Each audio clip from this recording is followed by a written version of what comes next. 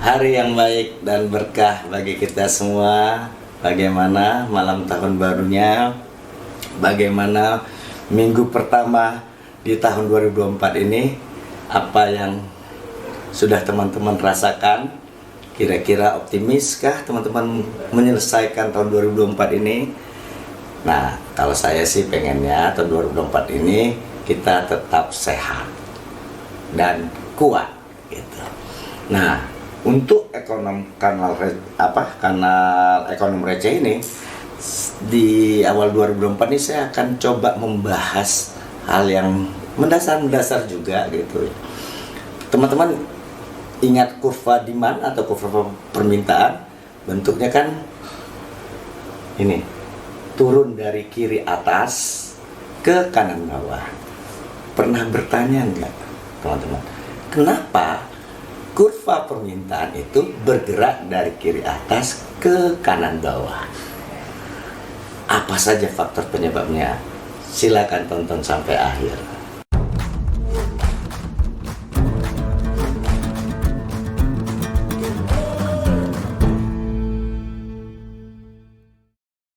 Oke, ini teman-teman. Kurva permintaan atau demand curve itu pada dasarnya mencerminkan hubungan antara harga suatu barang atau jasa dan jumlah yang diminta atau diinginkan oleh konsumen pada tingkat harga tertentu. Sederhananya, sebagai konsumen ketika kita melihat suatu barang atau jasa, seberapa banyak yang ingin kita beli barang tersebut pada harga tertentu. Nah, sehingga ketika kita mengatakan bahwa kurva demand bergerak dari kiri atas ke kanan bawah, ini mengacu pada relasi yang umumnya diamati antara harga di satu sisi dan jumlah yang diminta di sisi lain. Mengapa seperti itu? Berikut penjelasannya. Pertama, karena adanya hukum harga dan permintaan. Jadi, hukum permintaan menyatakan bahwa ini ceteris paribus ya, asumsikan bahwa faktor-faktor yang lain itu tidak berubah atau tetap. Ketika harga suatu barang atau jasa itu turun, maka jumlah yang diminta itu akan meningkat. Dan begitu sebaliknya. Dengan kata lain, ada hubungan terbalik antara harga dan jumlah yang diminta. Ini tercermin dalam bentuk kurva demand tadi yang cenderung menurun seiring dengan naiknya harga suatu barang. Faktor kedua adalah efek penggantian atau efek substitusi. Ketika harga suatu barang naik, konsumen itu cenderung beralih ke barang lain yang lebih murah, menyebabkan penurunan dalam jumlah yang diminta untuk barang tersebut. Sebaliknya, ketika harga suatu barang turun, barang tersebut menjadi lebih menarik bagi pembeli atau konsumen dibandingkan dengan barang lain, sehingga meningkatkan jumlah yang diminta. Faktor ketiga itu efek atau dampak dari pendapatan. Perubahan harga juga dapat mempengaruhi pendapatan real konsumen. Jika harga suatu barang turun, konsumen dapat membeli lebih banyak barang dengan pendapatan yang sama. Sebaliknya, ketika harga naik, konsumen mungkin membatasi pembelian mereka. Hal ini dapat menciptakan efek positif terhadap jumlah yang diminta ketika harga turun dan efek negatif ketika harga naik. Intinya, ketika pendapatan kita tetap, kalau harganya turun, maka dengan pendapatan yang sama kita bisa mendapatkan lebih banyak. Namun ketika harganya naik, pendapatan yang sama atau tetap itu akan membuat jumlah yang bisa kita beli itu turun. Itu dia efek ketiga. Yang efek keempat yaitu efek substitusi dan komplementer. Ya, di episode sebelumnya saya sudah membahas barang yang bersifat substitusi dan barang yang bersifat komplement. Jadi saya nggak akan jelaskan lagi ya. Silakan saksikan video sebelumnya. Jadi karena ada barang yang memiliki sifat substitusi dan komplement, ini dia akan mempengaruhi pergerakan kurva demand tadi.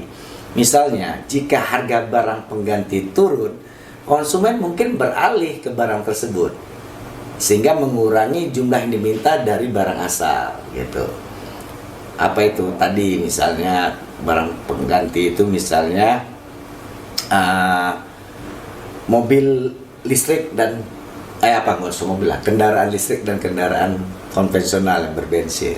Ketika mungkin ya ini, ketika kendaraan listrik itu harganya sangat murah, maka konsumen akan beralih kepada kendaraan listrik dan meninggalkan kendaraan konvensional yang berbahan bakar minyak yang selama ini kita pakai gitu.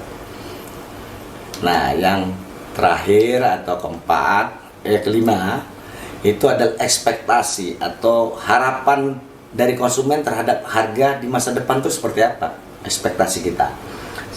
Ketika konsumen ekspektasinya tentang perubahan harga di masa depan itu akan turun, maka konsumen akan menunda pembelian saat ini. Tapi kalau dia diekspektasikan di masa depan harga akan naik, maka permintaannya mungkin akan tinggi saat ini. Orang berlomba-lomba membeli saat ini. Makanya kalau teman-teman ingat dulu tuh sempat viral lah ya, iklan di televisi tentang perumahan properti. Senin harga akan naik. Itu mempengaruhi ekspektasi konsumen supaya buru-buru belinya sekarang gitu. Padahal belum tentu Senin harga naik gitu.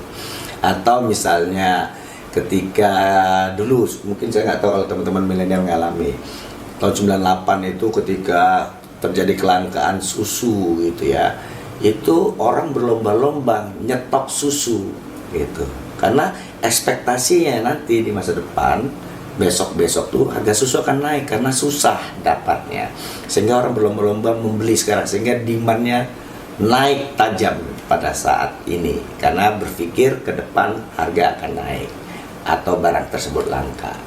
Nah, dari faktor-faktor tadi inilah, maka kurva demand biasanya menunjukkan hubungan negatif antara harga dan jumlah yang diminta, artinya berlawanan. Ini adalah alasan atau faktor penyebab mengapa kurva demand cenderung bergerak dari kiri atas, harga tinggi, jumlah yang diminta rendah, ke kanan bawah, yaitu harga rendah, maka jumlah yang diminta lebih banyak. Kalau kita lihat di grafiknya. Tapi saya mau tegas ini ke teman-teman, kurva demand ini disusun, didesain ini, kalau kita dan teman-teman membahas kurva permintaan atau kurva demand, itu perspektifnya adalah dari sisi konsumen, pembeli ya, jangan dibalik dari sisi produsen, tidak. Kalau udah bicara atau berdiskusi membahas kurva demand, pakailah perspektif atau kacamata konsumen. Oke, sampai jumpa di episode berikutnya.